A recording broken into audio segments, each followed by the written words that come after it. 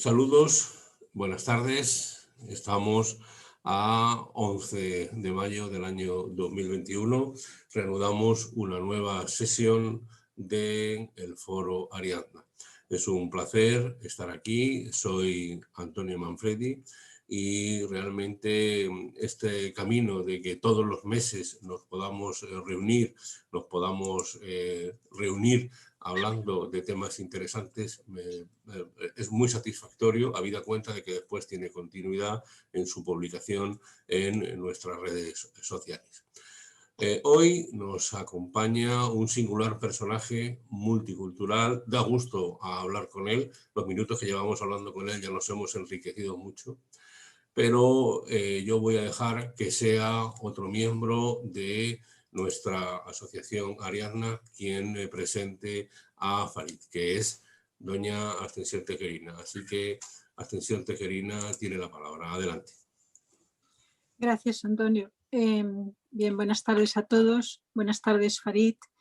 Es para nosotros un privilegio contar con tu presencia y te recibimos como un experto en la materia de un alto nivel de actualidad, la interculturalidad, y también por tu multifaceta de actividad cultural, pero también porque existe un gran paralelismo entre los ideales masónicos y los genes que determinan la cultura tangerina.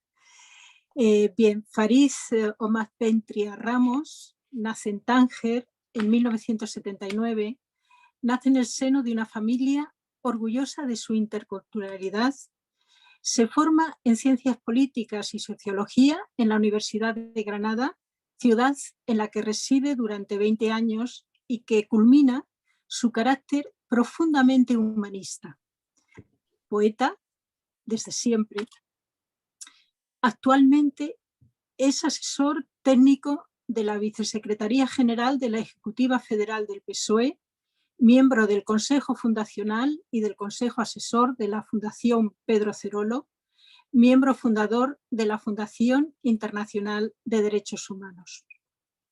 Coordinador de Socialistas Medina, miembro de la Ejecutiva de la Tribuna para los Derechos Humanos, de la Asociación Carmen Cerdeira, del Observatorio Euromediterráneo de Democracia y Espacio Público de la Universidad Rey Juan Carlos y de la Agrupación de Retórica y Elocuencia del Ateneo de Madrid. Colaborador habitual de Primer Acto, Cuadernos de Investigación Teatral, o del Festival E3Sí, y es coordinador de la sede en Tánger del Festival de Cine Africano Tarifa Tánger. Activista social, asesor y gestor cultural, cuenta con numerosos artículos periodísticos de opinión y literarios, publicados en varios continentes. Ha comisariado y ha sido protagonista de exposiciones que van desde la artesanía tradicional marroquí a la fotografía artística, y es autor de varios libros, así como de una antología de poesía. Destacan en su obra el libro Arte, un viento madera, el poemario Mare Incognita, la coordinación de la antología Estrecheños, la participación en la antología Todo es Poesía en Granada y en las revistas como Revista Áurea, Sures, y también destaca la instalación Nauras, un viaje emocional a Tánger. Su actividad podría resumirse en utilizar la cultura como puente dinamizador entre los pueblos, eliminando estereotipos y reforzando los valores comunes. Muchas gracias, Farid, por aceptar nuestra invitación, y la palabra es tuya. Lo primero, agradeceros la invitación y decir que bueno, es todo un placer y un honor estar esta tarde con vosotros hablando de algo tan necesario como la interculturalidad y sobre todo de, como decía, ¿no? de un necesario cambio de paradigma. Muchas veces los conceptos los tenemos de una manera muy básica, asumidos, pero quizá no con las gafas adecuadas, ¿no? Cambiar de prisma o educar el prisma que ya tenemos, muchas veces una responsabilidad que no somos conscientes que tenemos que asumir. Y por eso no lo hacemos. De ahí esa necesidad de pedagogía permanente y de estar más preparados para abrir la mente, para no dejar de enriquecernos nunca con conceptos tan positivos y sin duda tan humanistas. Estamos en una época difícil. Hablaba de pedagogía, vuelvo a hablar de pedagogía. Todas las películas nos han enseñado de la Segunda Guerra Mundial quiénes eran los malos de una manera clarísima. La pedagogía estaba ahí, no ha habido duda. Y sin embargo, algo está haciendo que aquel ogro del que nos hablaban los viñetistas de los años 30 haya vuelto a aparecer con fuerza en Europa. Europa tiene el problema muchas veces de enfocar los problemas hacia afuera y buscar al enemigo fuera y a los valores dentro, cuando en realidad todo es bidireccional. Estamos en un momento crítico. Hay que apostar más por el humanismo. El indignaos aquel de Stefan Hessel no ha sido suficiente y estamos en 2021 con cierto pavor de ver cómo la extrema derecha, sobre todo, y una extrema derecha de corte neofascista ha aparecido en Europa y parece que para quedarse durante un tiempo. Máxime si miramos a países como Hungría o Polonia llegando al poder. Hace falta interculturalidad de una manera urgente. Siempre es urgente hacer pedagogía, porque siempre también es necesario educar la empatía, ¿no? Pero si nos acercamos a la interculturalidad, y con eso ya entro en materia, porque tampoco quiero extenderme mucho, prefiero que haya un diálogo posterior a mi intervención en el que podamos debatir ciertas ideas. Quizás lo primero que debemos de plantearnos es qué es la interculturalidad. Partimos de una base cultural, todos y cada uno en el planeta, que hace que, por ejemplo, si nos vamos a la Declaración Universal de los Derechos Humanos, no nos damos cuenta de que será una declaración universal de derechos humanos, pero lo que menos fue en su momento, sobre todo, es universal. Parte de una base estructural, que son unos valores, etcétera, que conforman una cultura, y de esa cultura qué es lo justo y qué es lo que no es justo, ¿no? Llevado a un punto más gastronómico, nosotros nos echamos a la cabeza cuando vemos a alguien comer perro o cuando vemos a alguien comer insectos, y tanto como otra gente se echa la mano a la cabeza cuando nos ve a nosotros comer pulpo. ¿Qué es lo que está mal o qué es lo que está bien? Lo que está bien en todo caso serán las proteínas que uno necesita para continuar con el día, ¿no? Pero no es que esté mal comer un elemento u otro. Con la cultura pasa lo mismo, y con los conceptos que llevaron a la Declaración Universal de los Derechos Humanos también. Hay sitios en los que no calan, o sea, esa necesidad de respeto a los derechos humanos no cala igual, porque el cómo están redactados nos lleva a un punto en el que, bueno, no nos surge la empatía, o incluso nos podemos llegar a ver atacados por muy universales que sean. De ahí nace, tiempo más tarde, la necesidad de adaptarlo a un nuevo lenguaje que lo simplifique y haga que sean realmente más universales. Ahí ya nacen los principios de Yogyakarta, etcétera, ¿no? Muchas veces el enfoque, por tanto, con el que nos acercamos nosotros a la interculturalidad es un efecto sesgado. Un enfoque sesgado es un prisma que no está completo, porque es imposible tenerlo completo, porque no podemos ser de todas las culturas a la vez. Pero lo que sí debemos entender es por qué la interculturalidad no es una utopía, sino un elemento natural, y sí debe ser un horizonte plausible, ¿no? Cuando metemos en el Google Translator interculturalidad hacia el inglés, normalmente nos sale multiculturality y no interculturality, o sea, multiculturalidad y no interculturalidad. Ese es uno de los grandes fallos. Las corrientes de teoría política nos han llevado a ver cómo la multiculturalidad, sobre todo del mundo anglosajón, se nos ha vendido desde un punto muy objetivo. Dentro de eso tenemos uno de los gurús que estaba más de moda en ese sentido y que se trataba de progresista, Will Kymlicka, un canadiense, nos decía que la multiculturalidad era el horizonte natural al que teníamos que tender todos, mientras que la interculturalidad no era natural. Y que esa multiculturalidad, para ser efectiva y posible, tenía que respetar un porcentaje de algunas culturas que se fueran asumiendo dentro de la aldea global. Ahí enlazamos con la riqueza de la diversidad de manera directa, pero a la vez nos daba que la gran base debía ser una homogénea y había que elegir una para que eso tuviera éxito. Y solo daba una solución posible que se basaba sobre un concepto que ya suena mal de por sí, que es la angloconformidad.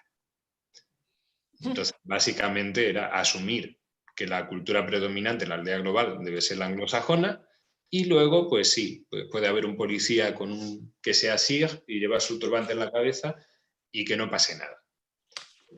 Eso es una perversión, ¿no? También es una perversión, esa es bastante evidente, ¿verdad? Pero cuando hablamos de una sociedad multicultural, ya lo vemos como un elemento positivo.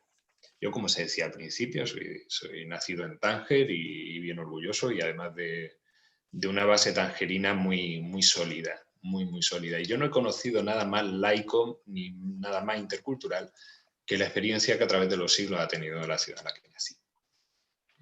Digamos que, por hacerlo muy gráfico, si nos vamos a un restaurante gestionado por don Víctor Orbán, pues solamente va a entrar un tipo de persona y solamente se va a servir un tipo de comida. Si llegamos a un restaurante multicultural, ya va a ser mejor que eso.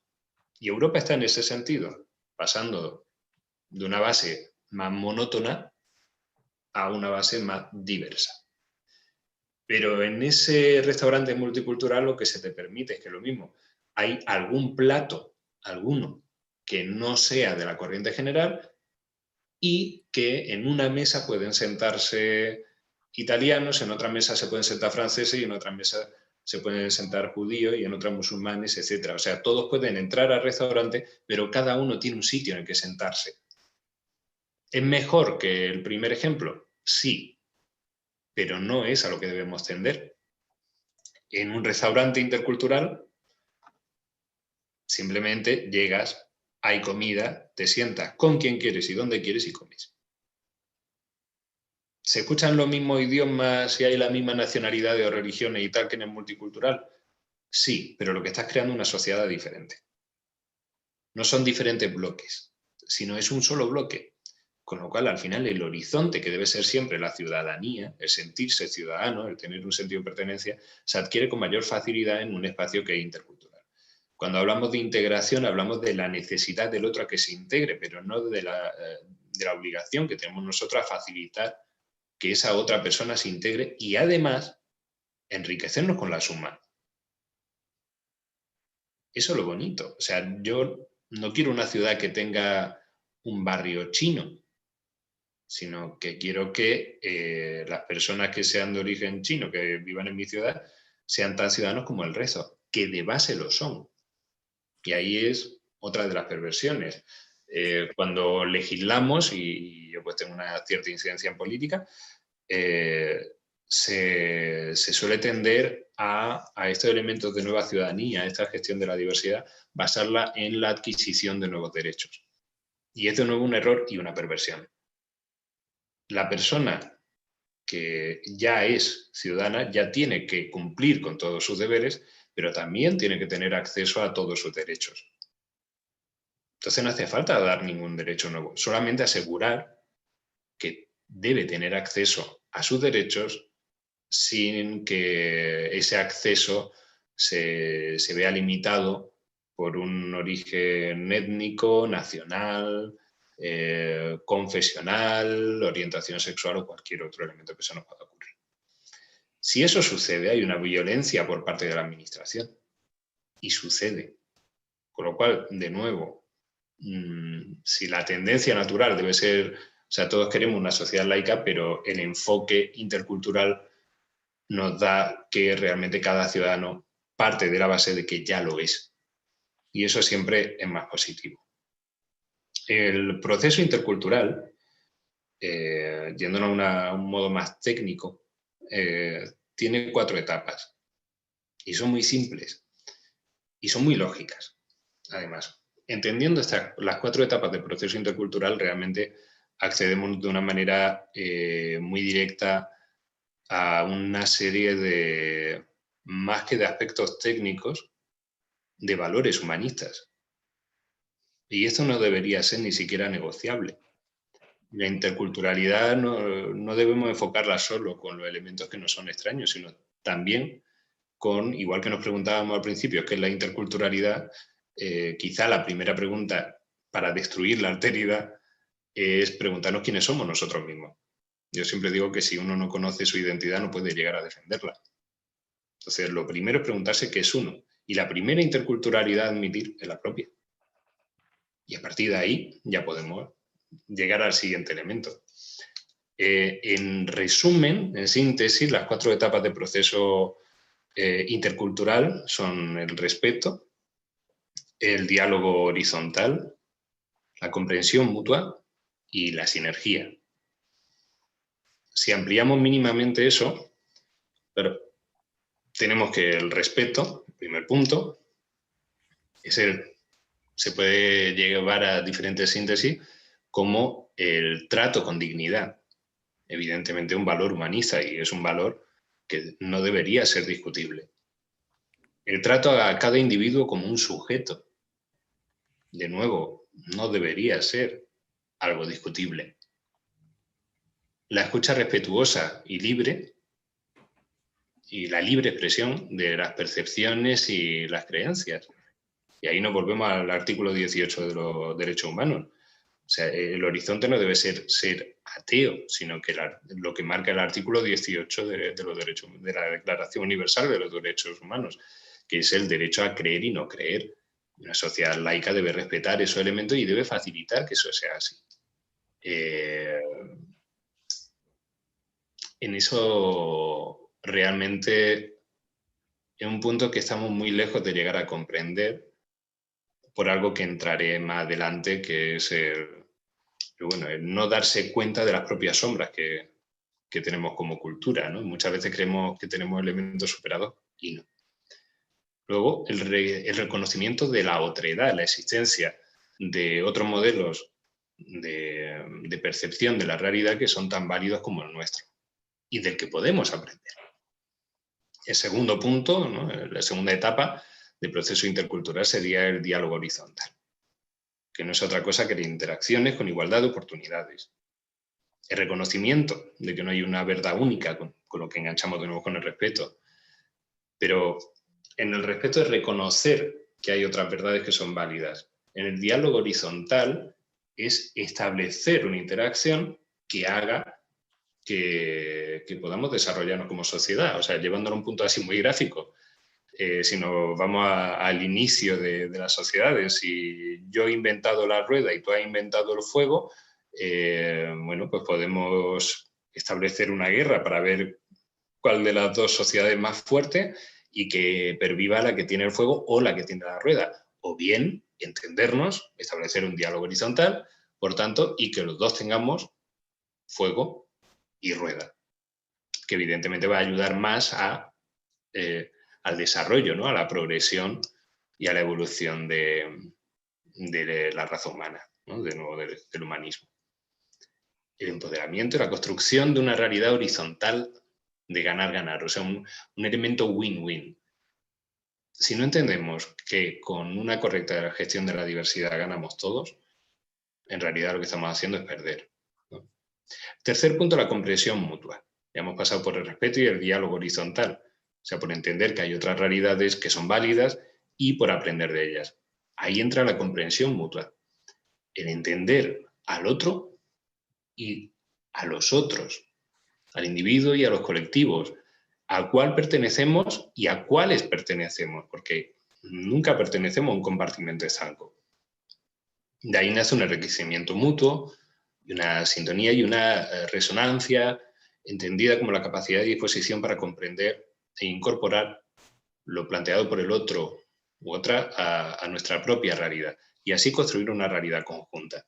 Por tanto, De ahí nace ya la empatía. Y de ahí llegamos al último punto de las 4 etapas, que es la sinergia, que en base en la obtención de resultados que son difíciles de obtener desde una sola perspectiva y de forma independiente. El valor de la diversidad, donde 1 más 1 suma mucho más que 2. Eso nos debería llevar a la tolerancia, pero ahí entramos en un punto que yo llamo arriesgado. La tolerancia depende también de cómo la entendamos.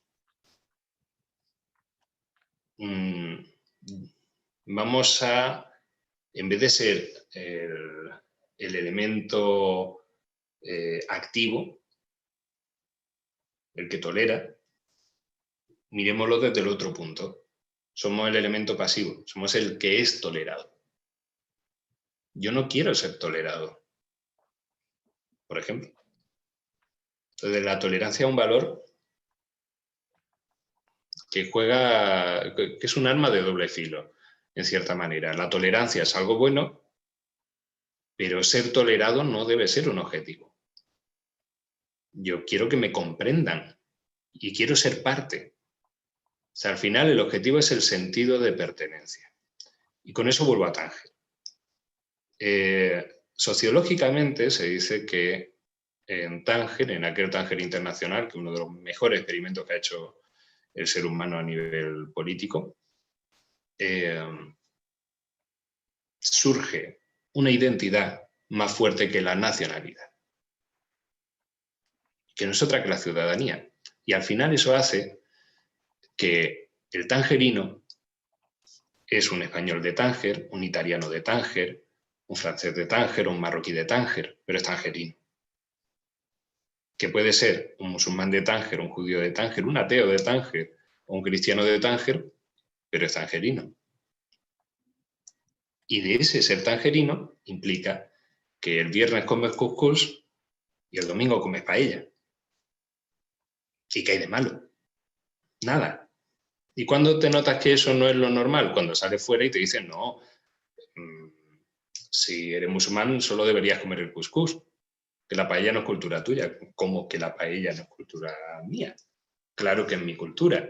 Entonces, ese enriquecimiento se da ahí y no es tolerancia.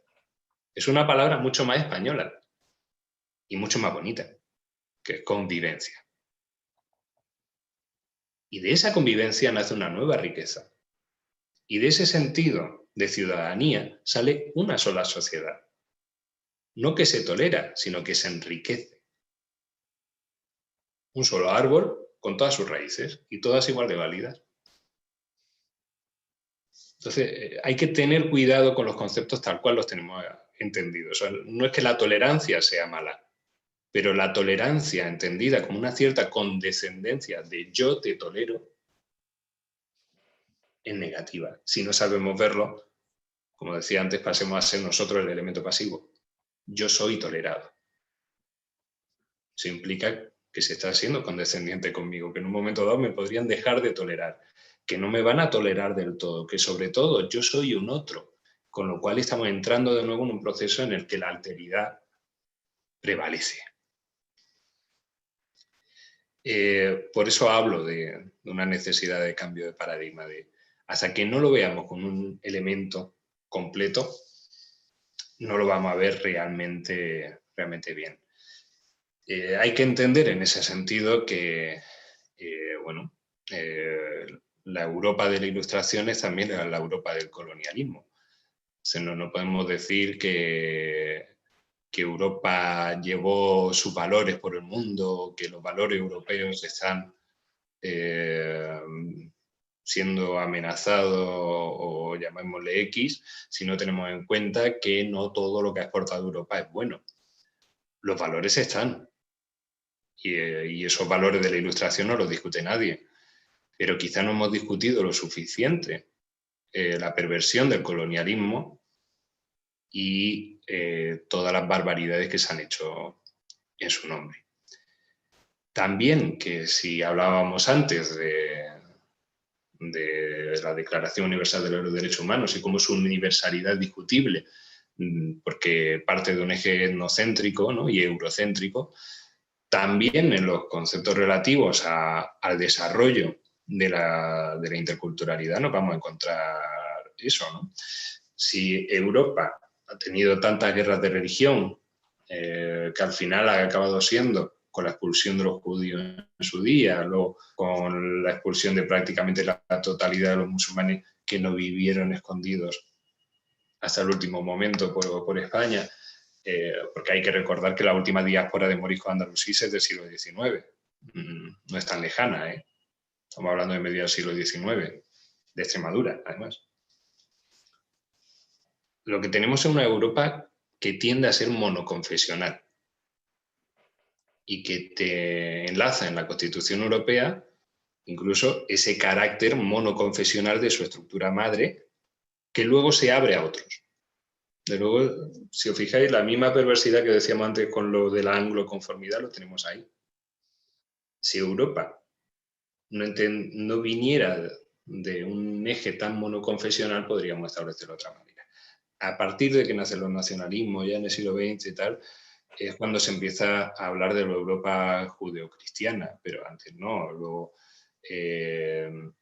lo que se está rechazando, en cierta manera, con todo esto, es la multiconfesionalidad que sí existía en los países del Mediterráneo no cristiano, ¿no?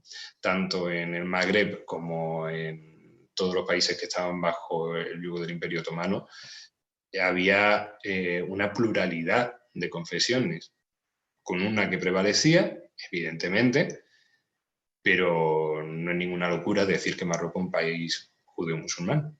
De hecho, hay peregrinaciones en las que judíos y musulmanes van a peregrinar al mismo Santón. Y muchas veces ese Santón es una ermita de origen paleocristiano. O sea, todo está ahí encima de la mesa, pero desde ese elemento eurocéntrico se rechaza la multiconfesionalidad de los demás para justificar la monoconfesionalidad propia. Eso hace que la llegada hacia la interculturalidad tenga que ser a través de la multiculturalidad y todos los peligros que ello conlleva. Ahí entramos en el imaginario, ¿no? Cómo se construye una realidad. Por volver al cristianismo, si hablamos de los padres de la Iglesia, se suele obviar que de los 30 y algo, no recuerdo ahora el número exacto, de padres de la Iglesia cristiana que hay, 12 o 13 eran amazigh, eran bereber.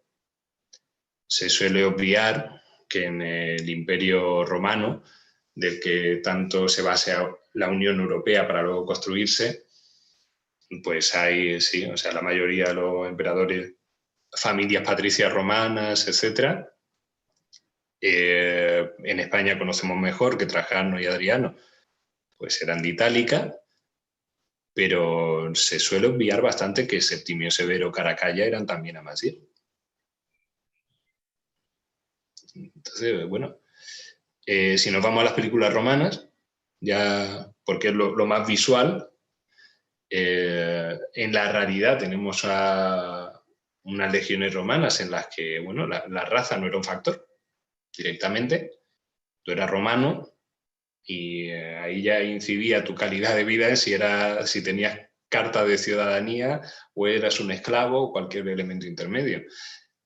Pero la raza no era un factor. Si pertenecía al Imperio Romano, ya se entendía que tenía diferentes razas y diferentes confesiones. Sin embargo, en las películas romanas nos vuelve a pasar como con la imagen de Jesucristo, siempre blanco, rubio y de ojos azules, normalmente, ¿no? Y uno ve y hasta las películas eso, o sea, no hay película romana en la que salga un legionario negro. Y lo sabía, lógicamente. Entonces, hay una perversión en el imaginario, tenemos una memoria visual. Y esa memoria visual también nos hace ver como más diferenciados de lo que somos. Antes hablábamos de diálogo horizontal y ahora voy a hablar de otra horizontalidad, utilizando el Corán. somos de cultura mediterránea, en base. Y eso se nos ha olvidado mucho, sobre todo al norte del Mediterráneo. Comes aceitunas, tienes aceite de oliva, pones tomate, que te llegó en un momento dado, y te encantan las puestas de sol, etc. Eres mediterráneo, y qué más da que seas del Líbano, que de España, que de Marruecos, ¿no? Esa cultura mediterránea y la cultura romana, luego, se basa, entre otras cosas, en todos los pueblos que están alrededor del Mediterráneo. Los romanos alcanzan su cenit llamándolo Mare Nostrum. Y sin embargo, a mucha gente le extraña que haya ruinas romanas al sur del Mediterráneo. No era Mare Nostrum, evidentemente. Y es que ahí es donde estamos haciendo esa perversión. La línea horizontal es la actual. La línea vertical es la que nos marca la cultura realmente que conocíamos. Desde el Neolítico y a posteriori. Teníamos la cultura mediterránea frente a la cultura atlántica. Y de ahí se basaba tanto el elemento celta, vikingo, etcétera, etcétera, etcétera, con una serie de magias que no eran sino religiones, pero que para los de la cultura mediterránea eran magias, y también los choques culturales, etcétera. Pero la división era eso, un oriente-occidente que se dividía entre Atlántico y Mediterráneo. A partir sobre todo de la revolución industrial y tal, el eje cambia Pasamos de Atlántico-Mediterráneo a un norte-sur en el que de pronto nos empiezan a educar de una manera muy visual, insisto, en que no hay mayor otro que el Mediterráneo del sur. En esa negación. Pasamos a hablar de la cultura del norte, la cultura del sur, en vez de la cultura mediterránea, ya ahí llega a desaparecer. Curiosamente, lo que se suele jactar más de ser herederos de Roma suelen ser países que lo mismo ni ha sido romanizado, ¿no?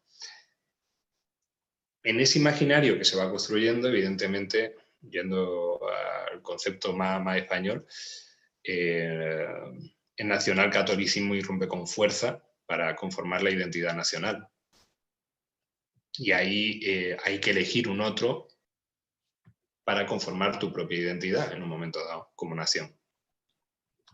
Y lo curioso en España es que se elige como el gran otro, no al turco, que era un enemigo, digamos, permanente, ni siquiera a los ingleses, con los que estábamos en batalla también perpetua, sino a los españoles que se van, a la diáspora española que reside fuera de España. Primero judíos, luego musulmanes, luego liberales, de las Cortes de Cádiz, que se les tacha de afrancesados, ¿no? También, etcétera.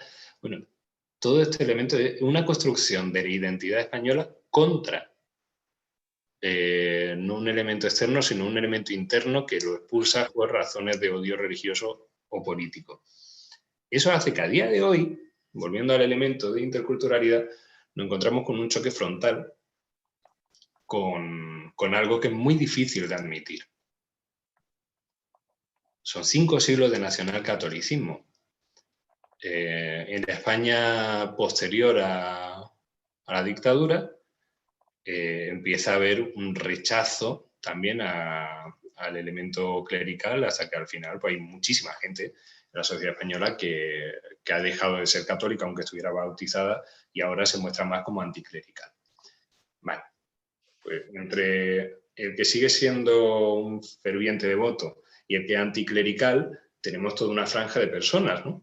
Pero en toda esa franja, lo que se olvida la gente es que no por haber dejado de ser creyente, has dejado de tener un imaginario nacional católico. Y todos los discursos de alteridad, que llevan 5 siglos cayendo como una gota malaya sobre ese imaginario colectivo, siguen ahí. Siguen ahí. Un muy buen amigo mío viajó a Tánger y estuve enseñándole un poco esos conceptos de interculturalidad que es tan fácil reconocer cuando uno está ahí y entra a una sinagoga y ve el nombre de Dios escrito en árabe y a nadie le resulta extraño porque es el mismo Dios para las tres religiones porque son las tres religiones del libro. Y fuera sí se ve extraño, ¿no?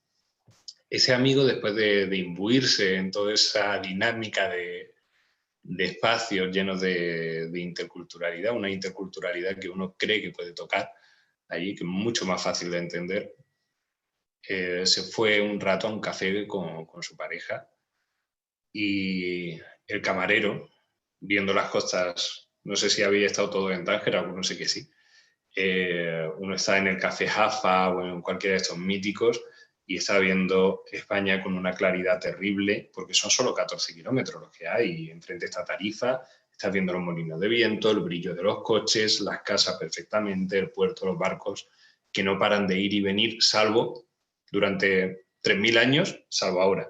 Con el COVID siempre han estado los barcos yendo y viniendo de norte a sur. Pues en esa imagen, en ese café, están viendo ahí España a medio metro, como el que dice. El camarero les habla un español bastante bueno, como el mío puede ser perfectamente. Y ellos le preguntan si había vivido en España, porque tiene un castellano muy bueno. Y él les dice que no, que jamás, que él solo ha vivido en Tánger.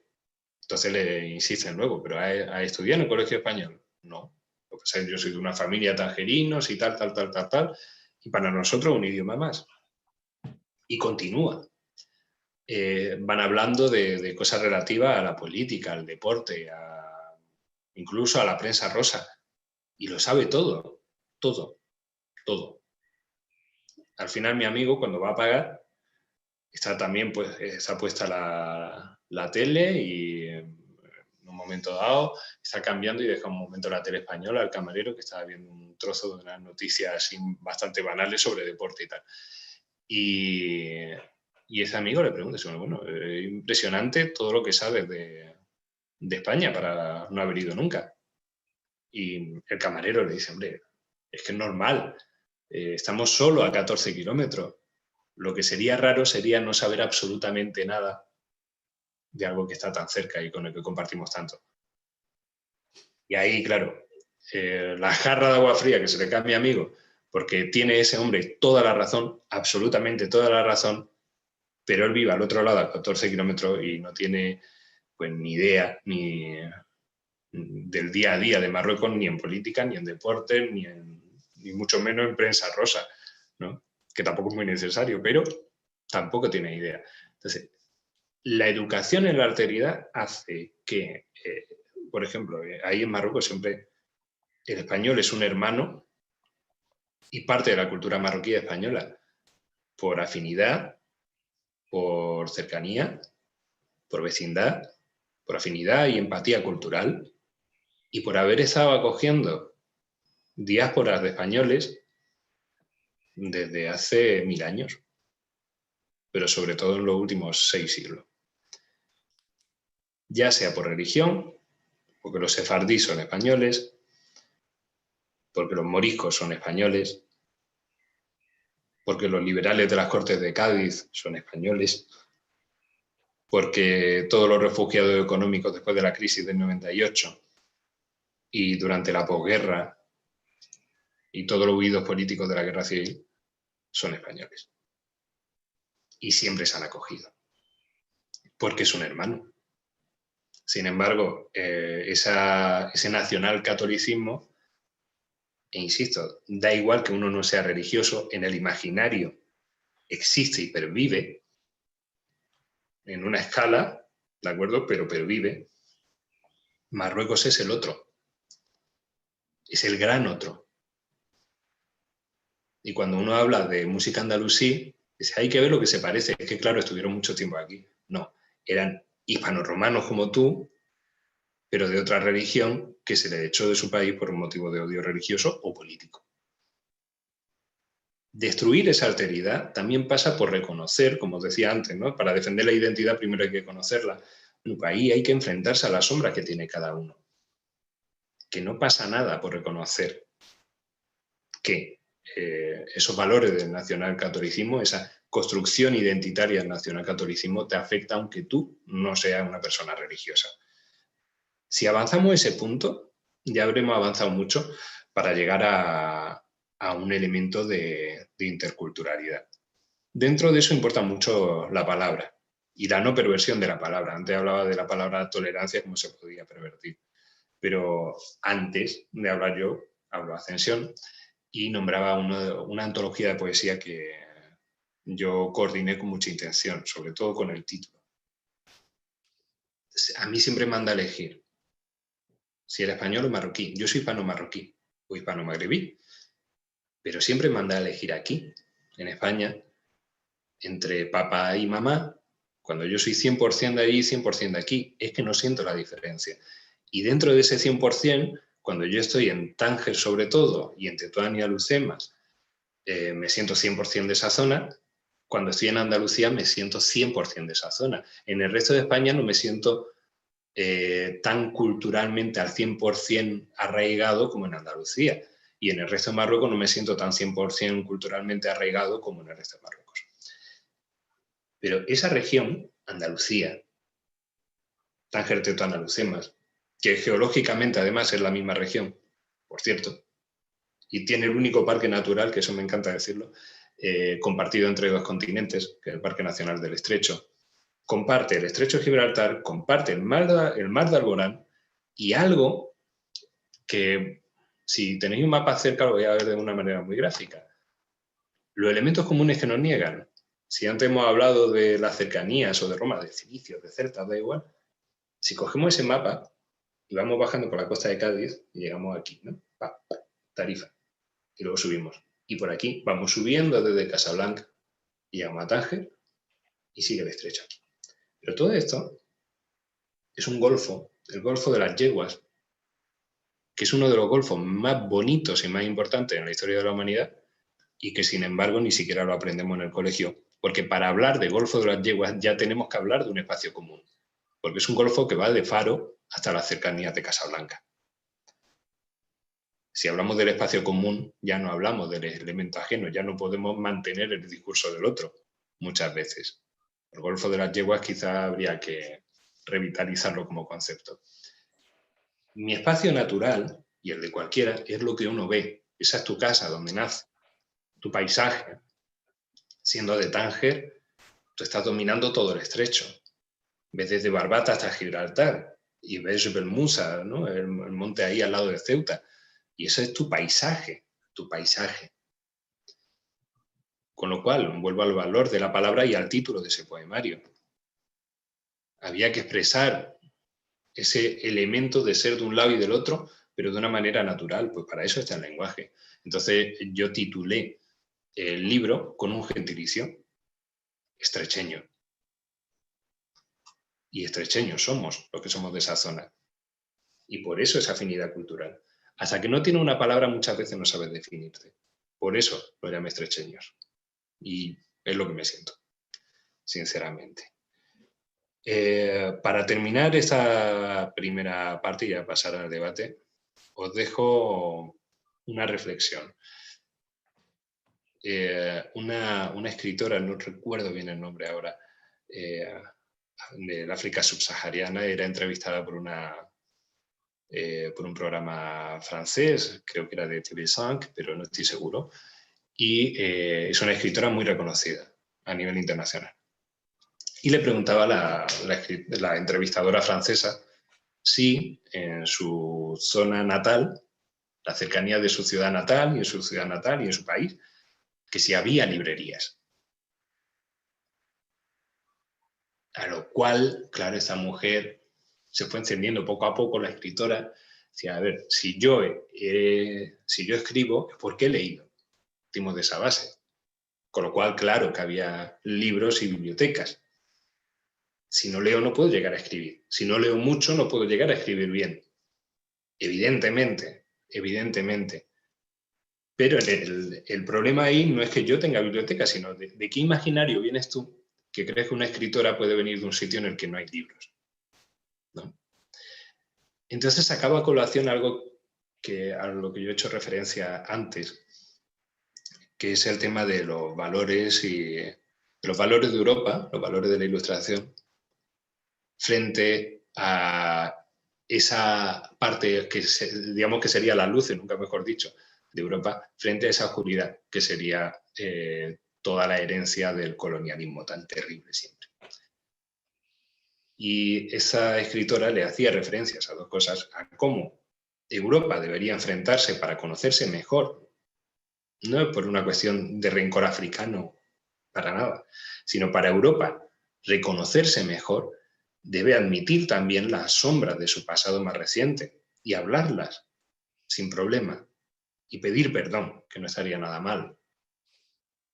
Y en tanto a los valores, que no sé, que tranquila, que descuidara, que esos calaron muy bien al punto que le dejaba al final una reflexión que yo paso en forma de pregunta ahora, pero que ya lo hizo como una afirmación.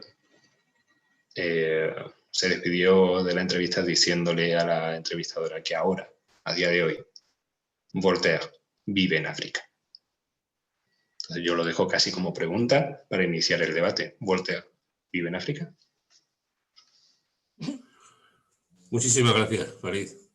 Creo que nos has tenido a todos embobados y hemos seguido con mucho interés tus palabras. Así que vamos a abrir el turno de palabras. Faltan 6 minutos para las 8, así que por lo menos 30 minutos podemos tener. Creo que tengo visión a todas las personas que tienen la cámara activada, así que pueden pedir la palabra simplemente levantando la mano. Bueno, José Carlos Carmona ya además ha usado el procedimiento técnico, así que José Carlos, tú ya es la palabra. Enciende el micrófono, por favor. José Luis Cobos después, sí. Sí, buenas tardes. Aunque haya tenido antes la cámara apagada, he escuchado toda la conferencia. Es que estaba haciendo otras cosas, pero he escuchado toda la conferencia con mucha atención. Bueno, me parece una conferencia curiosa, amigo. Me parece que nos has regañado un poco, ¿no? Tengo la sensación de que nos has regañado un poco y de hecho has terminado diciéndonos que España debería pedir perdón, ¿no? Los temas sobre la responsabilidad de los ciudadanos actuales con relación a lo que hicieron históricamente sus antecesores es un tema largo a debatir, en el que yo no voy a entrar, pero me parece que no tiene mucho fundamento, sino entonces el mundo entero, con sus miles de invasiones y de cambios y tal, tendría que estar pidiendo perdón, o a lo mejor, bueno, debemos pedir perdón de manera general y universal y me parece bien, ¿no? Pero sí quería decirte algo de la España nacional católica, con la que yo no me relaciono, no tengo el más mínimo, no la voy a defender en absoluto, pero si conocemos la historia de Europa, el nacionalismo español no fue un nacionalismo español, fue un nacionalismo como todos los países de Europa. Hubo un movimiento nacionalista al final del siglo XIX que tuvo que ver con el encuentro de los pueblos con su propia idea de identidad, que por supuesto era una idea, no era una realidad, pero era una idea, y en base a eso se forjaron y tal. Entonces, yo no creo no sé, de hecho, Francia, que también se constituyó como una propia idea de país, pues sigue teniendo muchísimos problemas de relaciones con sus antiguas colonias y con los extranjeros. O sea, también hay cierto larvado racismo en Francia, por mucho que haya sido el país de las luces, ¿no? ¿Y por qué? Porque en el siglo XIX, al final del siglo XIX, principio del siglo XX, el movimiento del nacionalismo fue universal. Entonces yo no tengo ninguna culpa de lo que hicieran mis bisabuelos, pero creo, ¿no? A lo mejor alguien me lo argumenta, pero si no lo teníamos los españoles, o sea, que si no lo tenían mis bisabuelos, no lo tenía España y no lo tenía nadie, porque es que en esa época todo el mundo hizo lo mismo, ¿no? Y quería terminar, y ya termino con un detalle, ¿no? A mí me parece que si analizas bien la situación, verás que lo que más ha ayudado hacia la multiculturalidad y la aceptación del otro ha sido el capitalismo. Si Hay libros bastante interesantes sobre el asunto que marcan clarísimamente que la función del comercio a lo largo del Mediterráneo fue la que unió a las culturas y la función del comercio es la que ha producido la liberalidad que ha permitido que unos se conozcan con otros, se valoren y se respeten.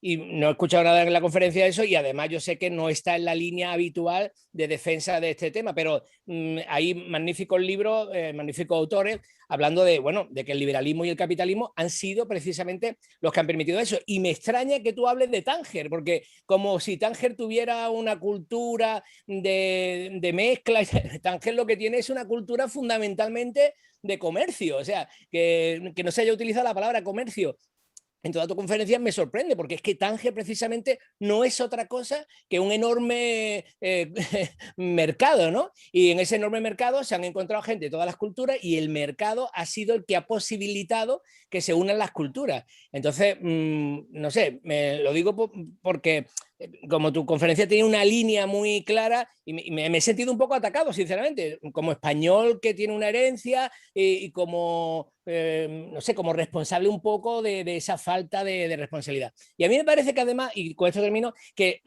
la filosofía que reflexiona sobre la multiculturalidad o la interculturalidad, también se tendría que preguntar alguna vez, que yo no lo veo nunca, eso en ningún estudio, yo lo estudio mucho sobre distintos temas y nunca veo que haya ningún estudio en el que se nos diga por qué los fachas son fachas, ¿no? O sea, los fachas se equivocan, entonces hay que ir a por ello y hay que darle con el libro y con la cultura y con la educación y tal. Parece que hemos reducido a los movimientos, porque tú empezaste a hablar de los movimientos fascistas que estaban entrando en Europa y tal, que te recuerdo que son votantes, que son ciudadanos como tú y como yo, y que están ahí. Yo no tengo nada que ver con ellos, de verdad, pero he optado por la posición de intentar ser objetivo y de intentar plantearme que realmente tengo a mi alrededor gente que vota a partidos, llamémosle fascistas, y son buenas personas con buenos intereses. Y me parece que cualquier tipo de etiqueta que se le ponga a los 3 millones de votantes de Vox, con el que no tengo la más mínima relación, ya te lo digo, que ni los quiero defender ni nada, pero quiero ser objetivo porque yo soy un científico, soy un profesor de universidad, quiero que tengamos una posición objetiva sobre el asunto. Habría que intentar que los estudiosos que hablan a favor del multiculturalismo alguna vez se sienten a pensar, vale, ¿y la gente por qué defiende su terruño? ¿Por qué defiende su hacienda? ¿Por qué defiende su cultura? ¿Por qué le molesta que vengan otros y les cambien la ficha? ¿Es natural? ¿Hay que machacarlos por eso? ¿Hay que marginarlos como se está haciendo? ¿O realmente nuestra posición debería ser una posición de estudiemos a ver por cierta... tenemos que tener cierta empatía con ellos y decir, a ver, el facha ¿por qué es facha? ¿Cuáles son los valores del facha? A mí eso me interesa porque me parece que entrar en la etiqueta de estos son malos, estos son no sé qué, no sé cuánto, disminuye el nivel de cualquier tipo de reflexión filosófica que podamos hacer, tanto en masonería como en la universidad, como en una conferencia como esta. Muchas gracias, dicho. Farid, adelante, responde, por favor. Vale. Bueno, mira, o sea, si para que dé tiempo a algo más de debate, porque lo tenemos en media hora, voy a ser bastante rápido. Esto es un ejemplo claro de cómo el no conocer la propia identidad hace que uno se ponga a la defensiva. En base. Yo te digo que he viajado por 46 países del mundo, he sido profesor en muchas universidades del tercer mundo y no admito que me insulten, de verdad, no admito que me insulten. No soy un ignorante, o sea, te estás equivocando de parte José de Carlos, vamos a dejar que hable.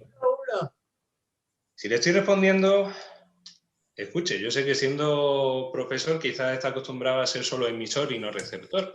Y que quizá por eso apaga la cámara cuando hablamos los demás. No, es que estaba llevando al niño al colegio. Uno, yo soy europeo, tan europeo como usted puede que más. Por mi sangre y por mi todo. Y también soy africano, por las mismas razones. Lo que yo pido no es que Europa pida perdón por el colonialismo. Yo pido como europeo que a la hora de conocerse uno mejor, tiene que evaluar tanto sus luces como sus sombras. Entonces, El colonialismo son sombras y hay que evaluarlas para conocer la propia identidad. Y cuando conocemos la propia identidad ya nos podemos enfrentar al otro. ¿A por qué rechazamos al otro? En tanto a la última parte, lo que hablaba de fascismo, ahí vamos a lo de, bueno, a Popper directamente.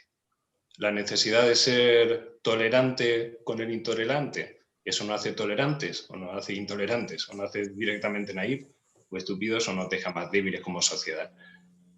Yo soy demócrata y alguien que no es demócrata es una amenaza para la democracia, aunque yo lo dejo jugar a la democracia.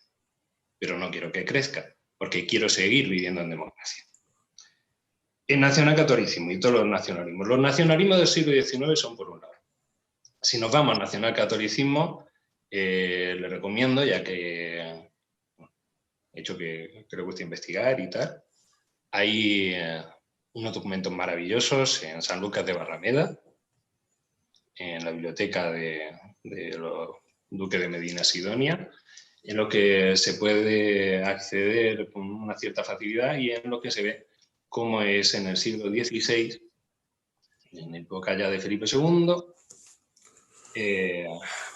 principio del reinado de Felipe II, cuando se dictaminan ciertos elementos que conforman esa necesidad de crear una identidad nacional que hasta ese momento no existía. Basándose un poco en eso que pasa a finales del siglo XVI, luego viene el rebote del XIX, que es otra historia.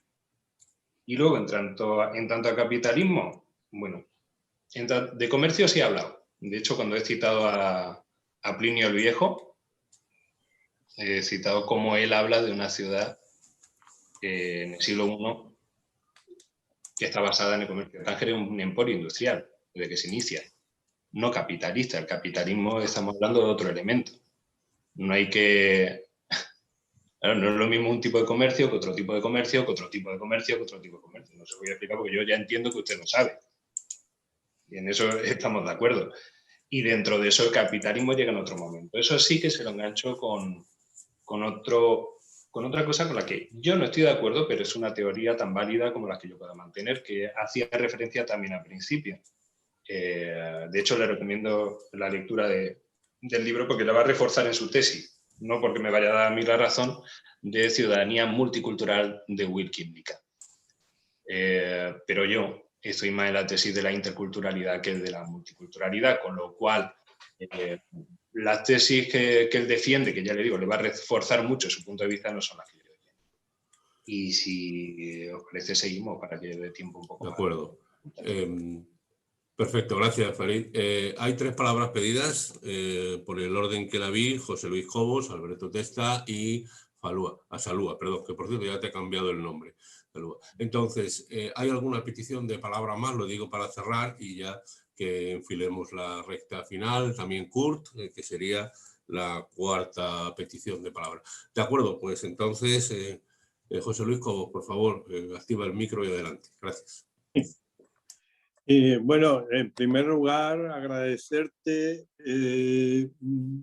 Farid, por tu charla que me ha hecho revivir situaciones y vivencias que fueron transformando, reformando mis sentimientos originales de crío, ¿no? El hecho de educarme interculturalmente, porque cuando íbamos a clase, la clase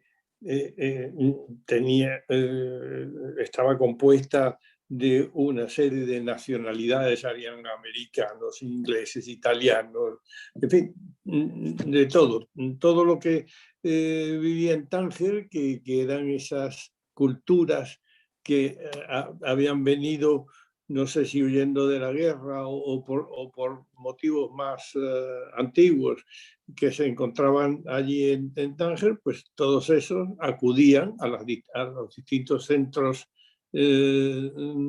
culturales y educacionales y conformaban una muestra de lo que había en la ciudad. Pero no solamente eran nacionalidades distintas, eran también religiones distintas. Y la primera lección la recibí al ver que cualquier estudiante, cualquier compañero mío,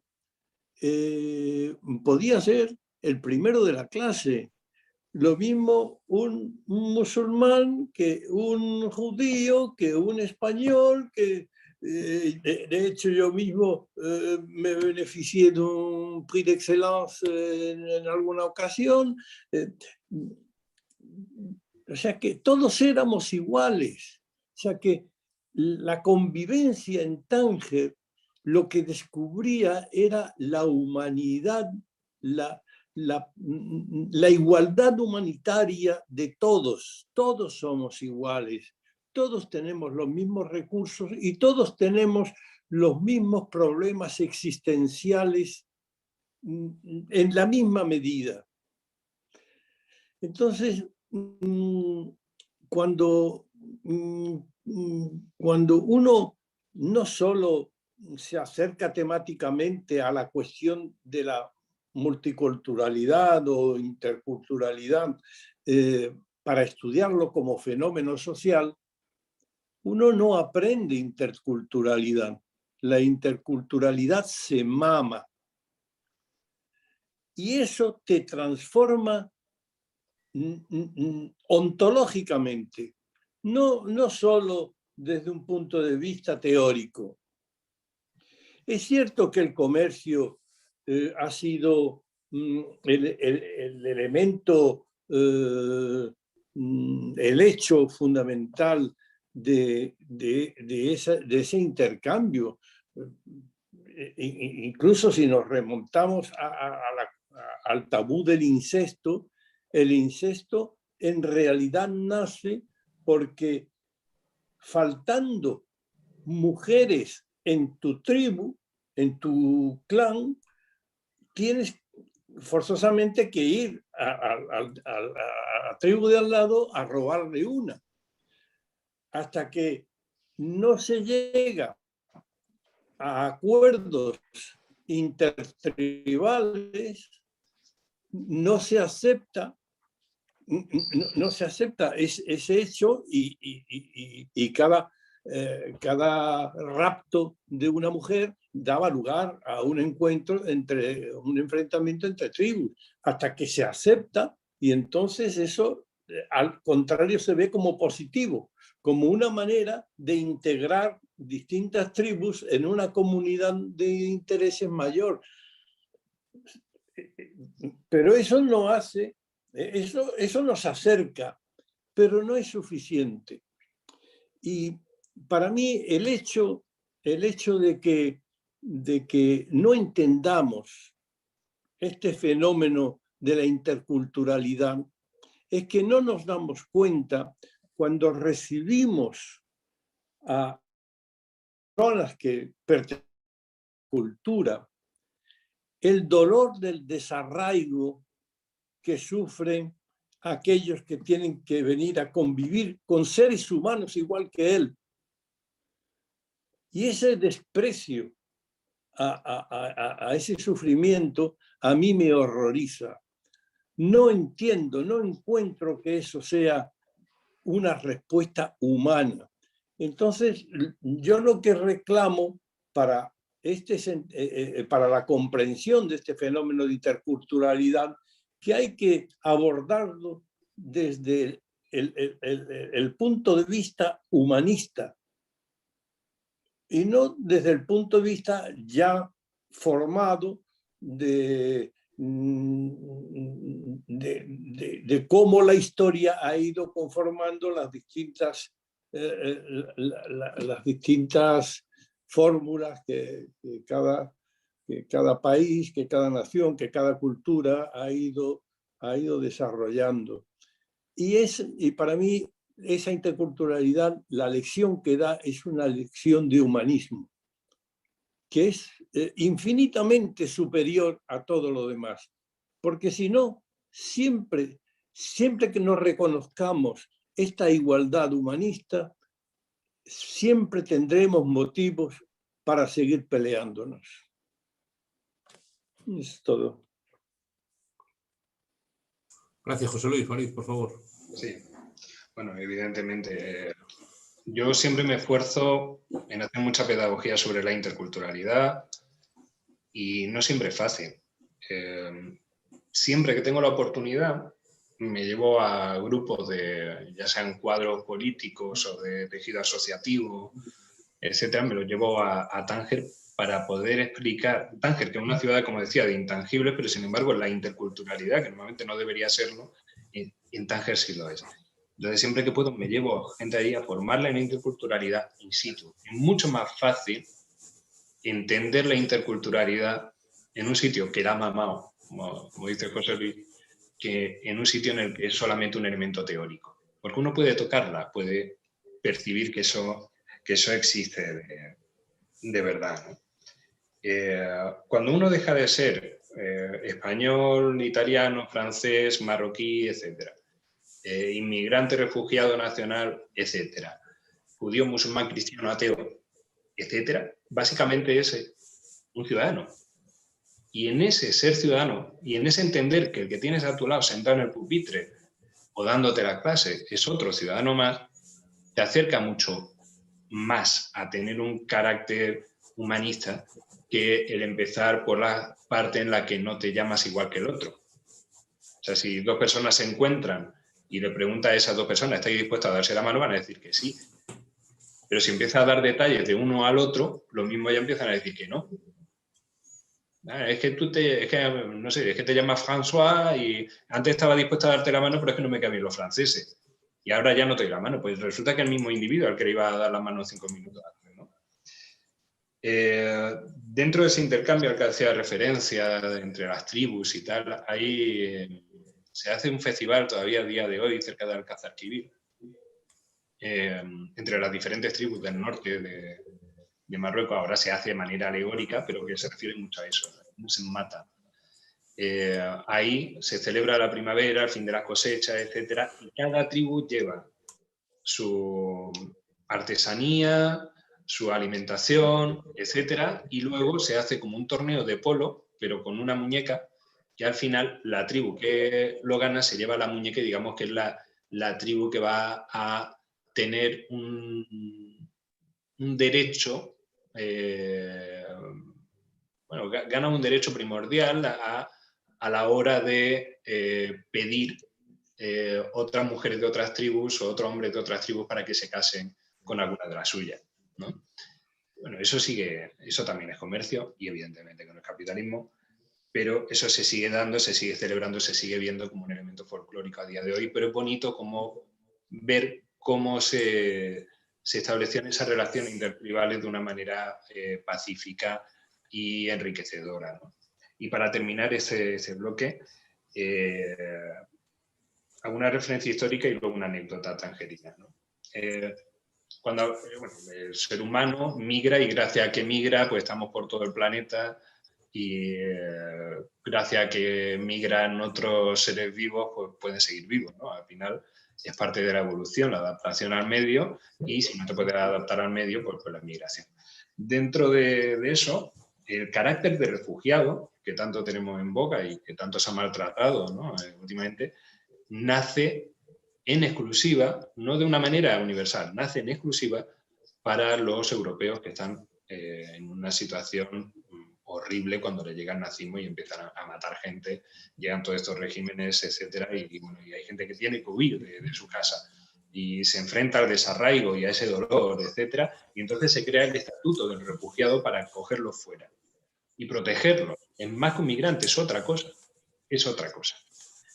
Hace poco, y con eso ya voy a la anécdota, la prensa española estaba equivocando mucho la manera de presentar el problema de los refugiados, de la crisis de los refugiados en Europa, porque te hacía una equivalencia entre refugiado e inmigrante que no es real, Entonces, claro, yo recuerdo llegar al Zoco Chico, a una tertulia de estas de viejos tangerinos, y yo llegaba súper cabreado, la verdad. Llegaba muy colérico casi, por cómo insistían los medios en equiparar inmigrantes a refugiados cuando no es lo mismo, ¿no? Cuando ya el carácter del refugiado pasa a ser universal y no el europeo que sale, sino el que recibe, de pronto veo en la prensa cómo está jugando una carta que no debería estar jugando.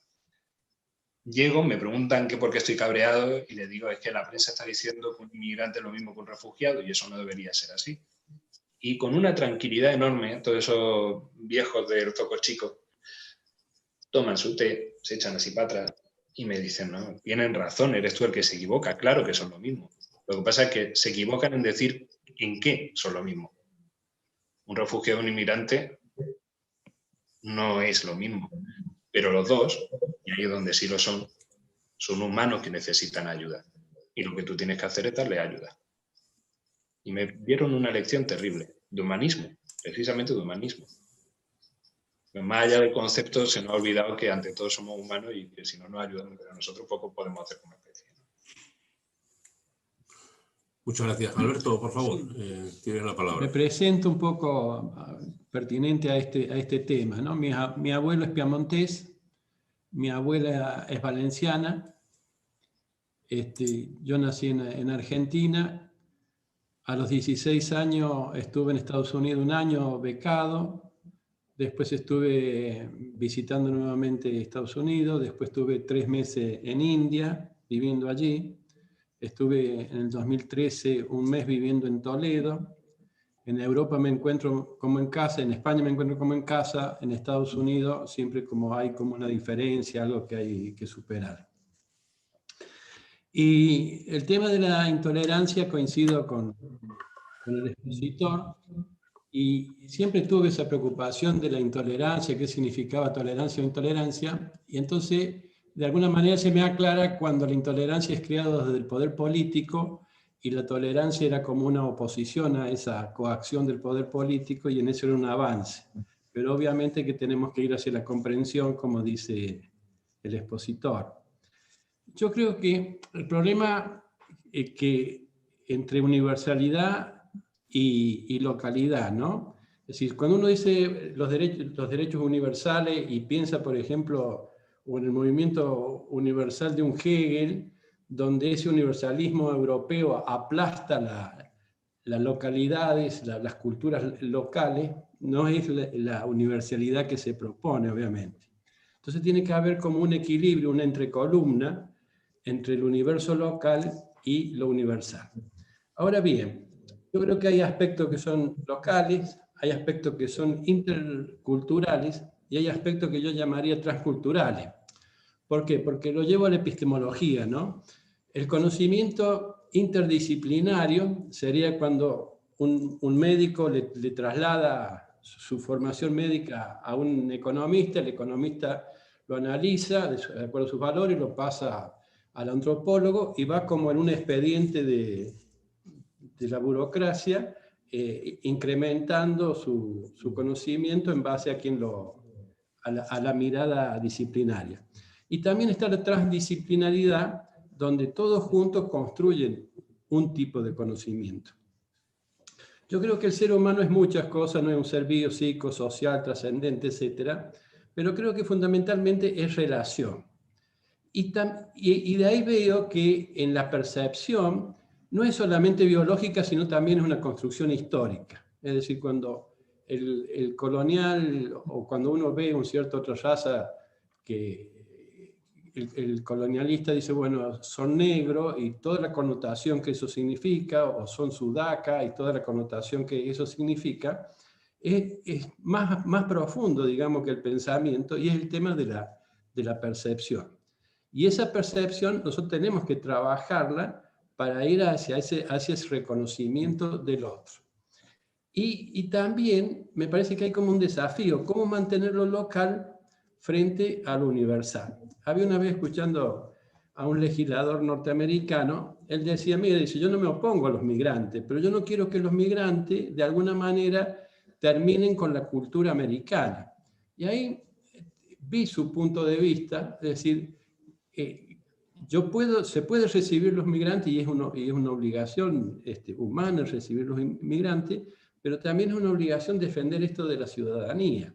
Y entonces ahí son como equilibrio. El tema es muy, muy, muy amplio, muy denso, tendríamos que tener varias reuniones. Lo que sí planteo, digamos, es que hoy más que nunca los problemas son globales. El COVID, la ecología, la supervivencia de la raza humana, y tenemos que aprender a pensar en conjunto, cuidando los matices locales. Es simplemente lo que quería agregar. Muchas gracias. Gracias, Alberto. Adelante, cuando quieras. Bueno, la última apreciación, la última afirmación me parece impecable, ¿no? O sea, hay que cuidar lo local, pero hay que tener conciencia de que tenemos de que los problemas son globales y que están ahí, ¿no? Muchas veces hablamos de que se acaba el planeta y no, lo que nos podemos acabar somos nosotros.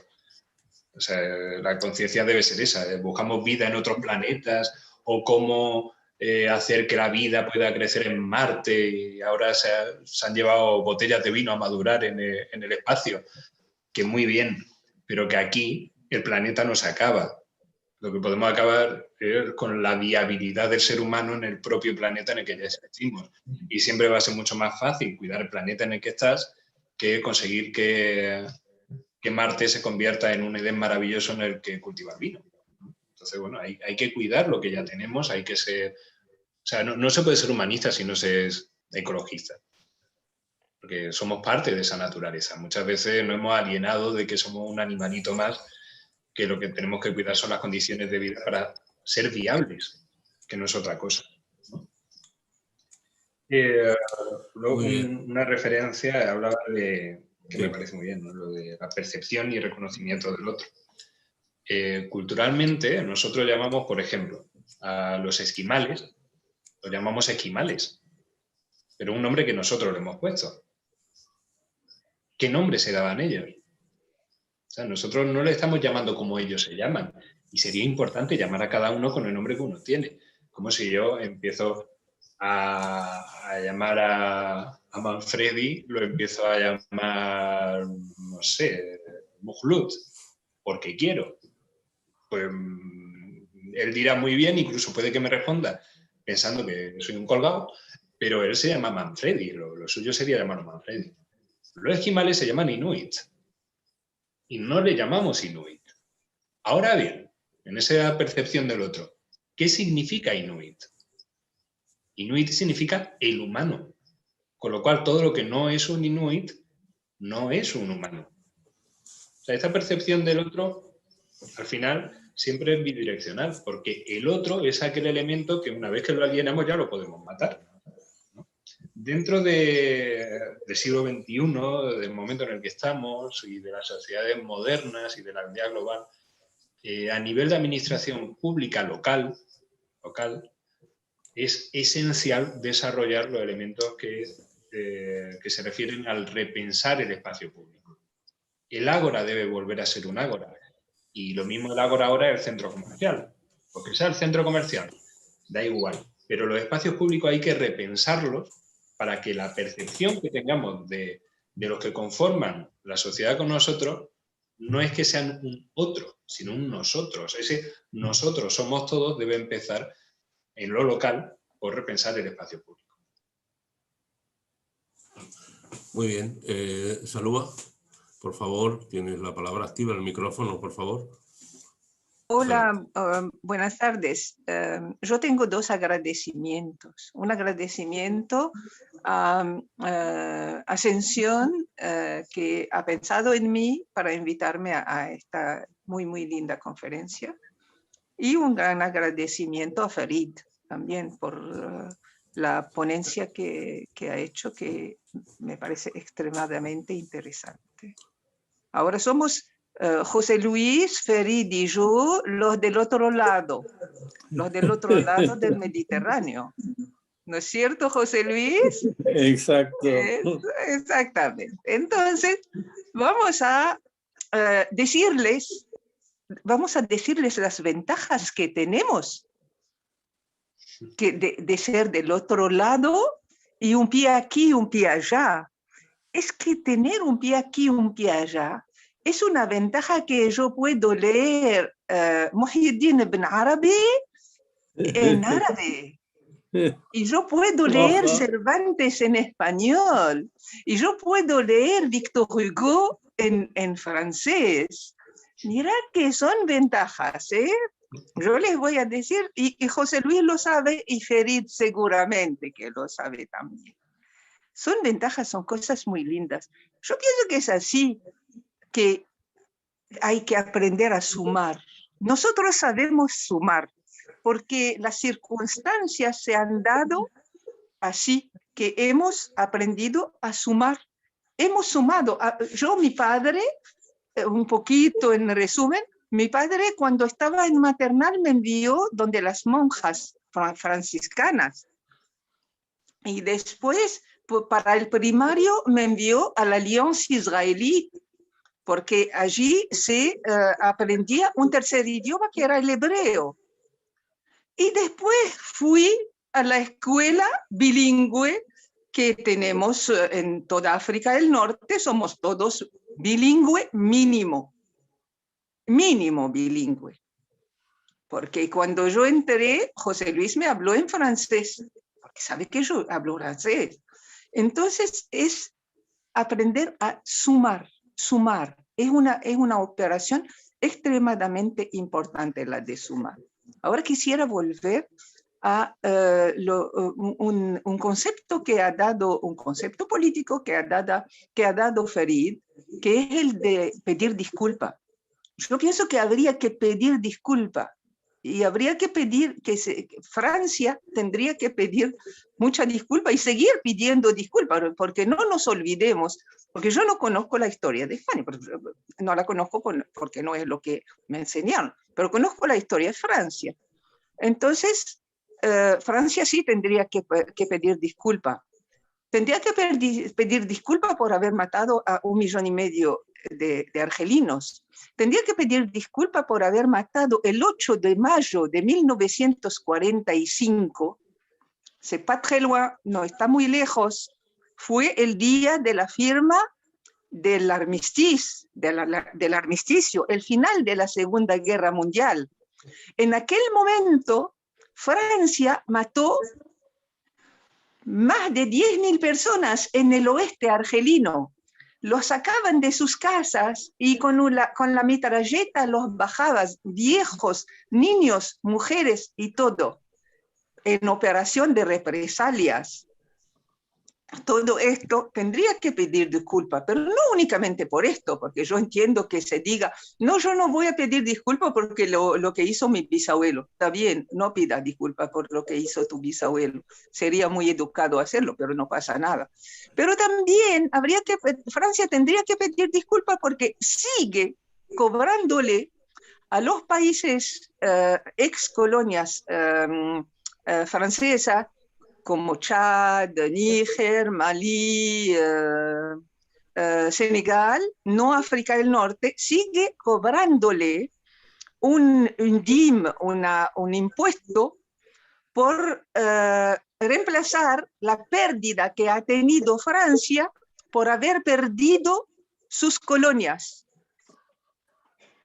Y esto, le agregas a esto que el ejército francés está todavía allí. No entendemos por qué el otro día han muerto 2 soldadas francesas en Chad. Qu'est-ce que tu allais fiche là-bas? ¿Qué estabas haciendo vos allí? Me gustaría saber. Hijo, ¿qué estabas haciendo? Para que te mate Boko Haram y no sé quién y yo qué sé. De repente, pasándole dinero a Boko Haram. Esto. Entonces, lo de pedir disculpa a mí no me parece una mala idea. Honestamente, no me parece una mala idea. Hay muchos conceptos que nos han inculcado. Hemos mirado yo vine a España y yo veo aquí en España, y claro, como todo el mundo, yo he visto a Gary Cooper, John Wayne y esto y lo otro, con los cowboys y con todo el mundo. Yo tenía muchísima compasión con la pobre rubia con ojos azules, que ella tenía un fusil y estaba en la puerta, su hijo tenía un fusil, estaba en la ventana de derecha, y su hija tenía otro fusil, estaba en la ventana de izquierda, y todo esto para tirarle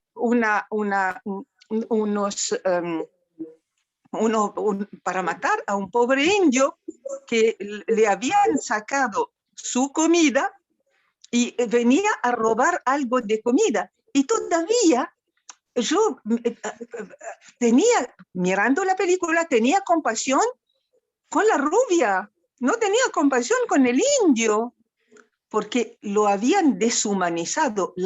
El cine ha deshumanizado a la gente. Y después vienen y a mí y me cuentan, sí, la civilización norteamericana. No, señor, no. Que me disculpen. Claro que le tienen que pedir disculpas. Por lo menos en América Latina, donde colonizó España, tenemos un Evo Morales, que es de origen indio, tenemos, yo qué sé, hay muchos indios desde México para abajo, pero en Estados Unidos y en Canadá, díganme dónde están los indios. ¿Dónde están? Si no, aparte, uno que, no me acuerdo cómo se llama, era un actor, el único que se salvó. Después todos los demás están en unos campamentos terminando de suicidarse con el whisky, nada más. Nada más.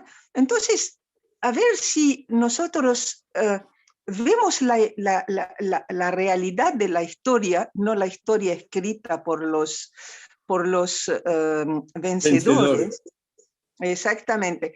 Y a ver si nos damos cuenta que la cultura humana es una. Y a ver si sumamos, a ver si aprendemos a sumar. Porque lo de sumar, y esto lo podemos sentir nosotros, lo de sumar es una muy gran riqueza. Una cosa muy bella. De verdad, de verdad, de verdad. Cuando yo leo yo qué sé, cuando yo leo Avicena, Ibn Sina, cuando yo lo leo en árabe, es diferente de cuando se lee en otro idioma, es diferente. De la misma manera que cuando leo Cervantes en español, es diferente de cuando lo leo en francés. Claro, yo la primera versión la leí en francés, pero después cuando aprendí el español, ¡wow! Es diferente, Dios mío, es diferente. Y entonces, esta multiculturalidad es sumar. Y el que no ha tenido la suerte de tenerla, lamento, de verdad lamento, pero habría que educar, ya que no ha tenido esta suerte, tendría que educar sus hijos en esta idea. Y no en se touchant la panza, tocándose la panza así, decir, jaja, nosotros somos los mejores, yo qué sé, no hay nadie mejor que nadie. Todo es lindo, todo es bello. Muy bien. He dicho. Muchas gracias. Gracias. Farid. Bueno, así, hablando de que, evidentemente, Ibn Arabi, ¿no? Como no, o Avicena. Un elemento a rescatar en eso de conocer la propia identidad para poder defenderla bien. Claro, o sea, el perdón es para conocerte tú. Tú no te conoces hasta que no te das cuenta que eres capaz de meter la pata. Si eres infalible, no te estás conociendo bien, tampoco puedes defender tu identidad. En ese sentido, yo conseguí hace 2 años en la Feria Internacional del Libro y la Edición de Casablanca, que España estaba de país invitado y a mí me tocó coordinar parte del pabellón español, conseguí convencer al Ministerio Español de en los libros que llevan de obsequio para personalidades, aparte de llevar, siempre llevan algún libro de clásicos universales, el Quijote, como no, y una novela, ¿no? yo lo estuve convenciendo de llevar el Quijote, evidentemente, soy insalvable, pero escoger la novela y entre los otros libros que se llevarían, quizá más de poesía y tal, escoger a clásicos de la cultura española universales, que España muchas veces ni siquiera sabe que son clásicos de la cultura española universal, como Ibn Arabi. Se llevaron 3 libros chiquititos con los 3 grandes místicos de esa maravillosa poesía mística que se hace en España. Y entonces estaba Santa Teresa, San Juan de la Cruz e Ibn Arabi, porque son los 3 grandes místicos españoles. Y los 3 son conocidos mundialmente. Los 3. Y los 3 son conocidos como españoles. Menos en España, que se estudia a Santa Teresa y a San Juan de la Cruz, pero a Ibn Arabi lo dejamos siempre de lado como si no fuera tan español como los demás, cuando es uno de los escritores españoles, nacido en la península ibérica y con una cultura que mama de aquí, uno de los grandes conocidos a nivel universal. La novela que se regaló fue El collar de la paloma de Hassan. Y al final, por rescatar un poco lo que se hablaba de antes de las ultraderechas y tal, bueno, pues yo me reconozco mucho más en ese Ibn Arabi que me habla de que su corazón es el templo para todos los peregrinos, que en esas mayorías que saca Vox por esa zona, o en el PIB parental, que hace que no se estudie precisamente a los humanistas, por ejemplo, ¿no? Y luego, para cerrar, hablabas de suma. Hay que saber sumar. Yo a Tánger muchas veces la llamo la ciudad de las sumas. Para mí las cruces que hay por Tánger repartidas en sus numerosos templos son elementos de suma, más que elementos religiosos. Y una de mis máximas, cuando intento levantar a la gente para que trabaje en pro del humanismo, es sumar con los que suman. Porque el que no suma, resta, tanto como el que resta. Hay que trabajar con los que suman y hay que sumar con los que suman. Y hay que enseñar a sumar. Y eso es también una pedagogía necesaria. Muy bien, pues tenemos la última petición de palabra. Kurt, por favor, cuando quieras, formula la pregunta. Buenas tardes, queridos hermanos. Muchas gracias, Ascensión, por haberme invitado a este panel. Para los que no me conocéis, soy alemán, vivo desde hace casi 30 años en España. Mi trasfondo multicultural, he vivido en Francia, en El Cairo, en Cuba. Soy embajador de una universidad china, por lo tanto mi panorama es algo abierto internacionalmente. Sí. Vivo todos los días la interculturalidad. A la hora de comer, en mi trabajo. Y me he dado cuenta que, Farid, la interculturalidad no se puede visitar. No es un bien visitable. La interculturalidad es algo mucho más profundo. La interculturalidad es un choque de valores invisibles. Percepciones, por ejemplo, la consideración del tiempo. Ahora llevamos 15 minutos fuera del tiempo y eso para mí, alemán, no me sienta del todo bien. Pero es mi cultura. Entonces, esta interculturalidad con mi mujer, no quiero decir que tengo choques todos los días, pero incomprensiones todos los días. Porque para mí es una cosa, para ella es otra cosa. Y yo creo que esta interculturalidad es profunda. Son valores históricos, si queréis, psicológicos, medioambientales, porque mi patria es un bosque alto verde, no Alemania. Es la naturaleza que me ha marcado. En ese sentido, tampoco para explayarme demasiado, hablamos de alemanes y de la culpa. Obviamente los alemanes debemos muchas disculpas a un montón de gente. En algunos casos todavía pagamos las deudas de la Segunda Guerra Mundial. Hubo un alemán de mi pueblo, Nuremberg, que estaba casado con una judía. Y con las leyes del racismo nazismo, 33 le obligaban a casarse, a separarse, o los dos van a un campo de concentración. Entonces se fue a Francia. Estaba en la Resistance, combatiendo contra los alemanes en Francia. Después de la guerra, un periodista le preguntó: ¿y usted cómo se siente? ¿Francés o alemán? Y a mí me preguntan esto muchas veces, ¿cómo se siente? ¿Español o alemán? Entonces él contestó: mira, soy de origen de Franconia, que es mi territorio, pero soy de vocación europeo.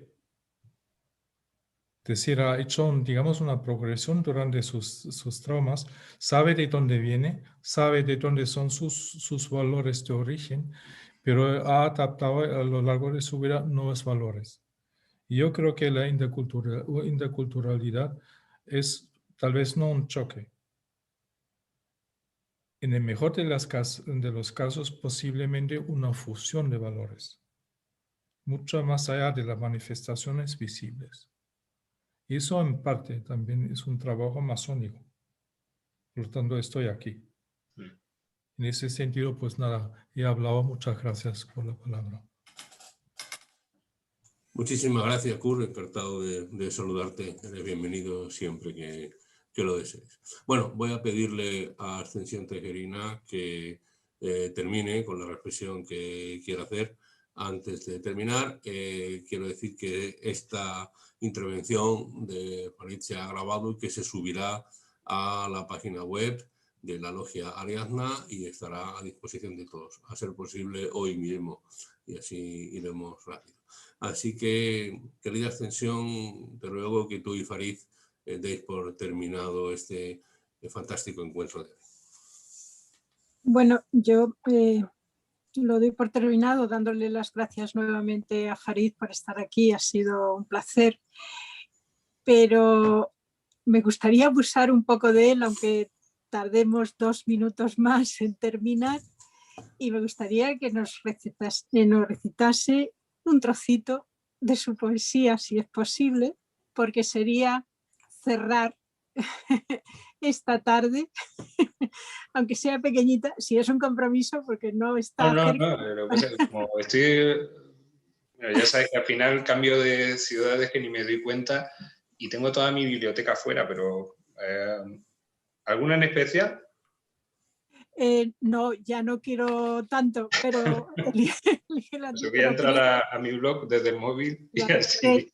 Creo que sería un cierre perfecto para esta tarde, y además porque no te he escuchado en directo, siempre a través de YouTube, y me gustaría, aunque fuera un trocito muy chiquitito, escucharte.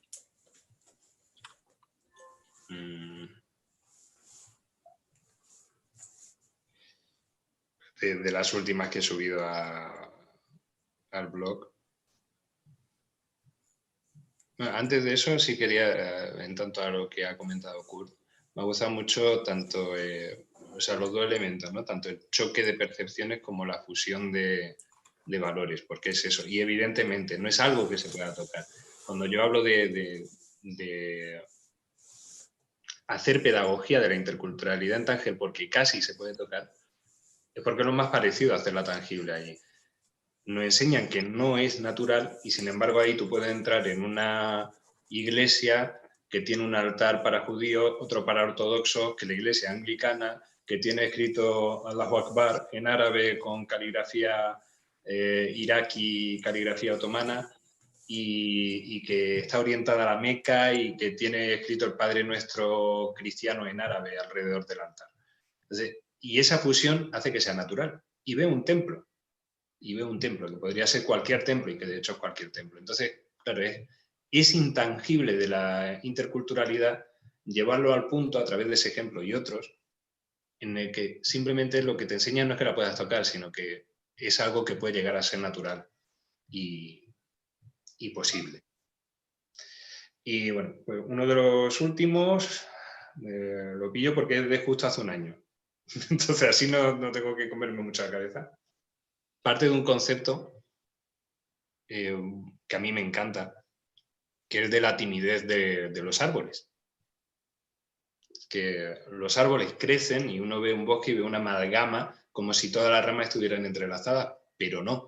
Si uno se sienta debajo, se tumba y mira, hay una fina línea que puede ser de 2 centímetros entre árboles de 7 metros que separa una rama de la otra. Entonces los árboles no llegan a tocarse. Crecen de manera que se respetan en su crecimiento y así pueden crecer como un bosque. Y eso es un concepto que se llama así, timidez de los árboles. Y me encanta. Y aprovechando el concepto que uno habla de amor, que total. Bebo agua.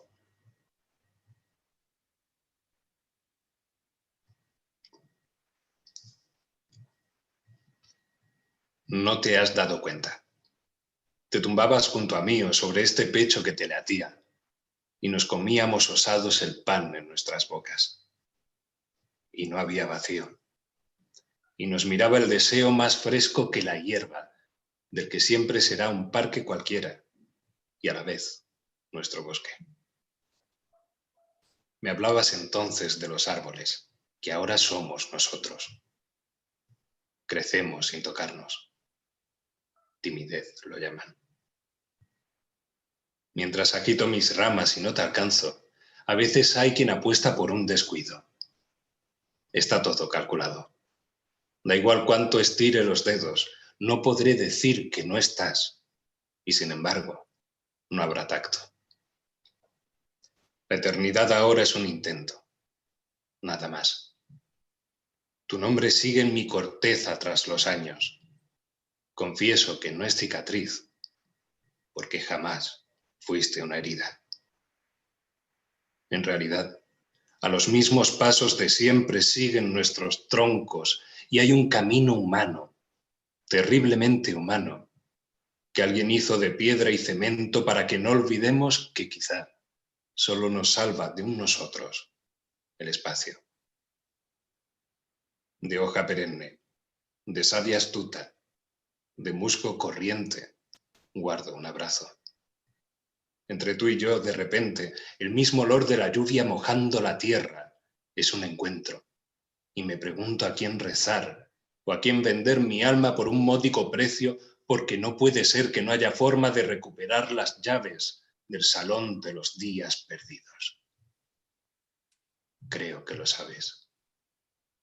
Nadie ve hacia dónde crecen las raíces. Timidez lo llaman. Muchas gracias. Muchísimas gracias. Muchas gracias. Precioso. Bravo. Gracias de nuevo, Walid. Gracias a todos los asistentes que nos han acompañado. Serán siempre bienvenidos. Y hasta una próxima ocasión, que será pues en torno a dentro de un mes. Gracias a todos. Voy a dejar de grabar y a su entera disposición.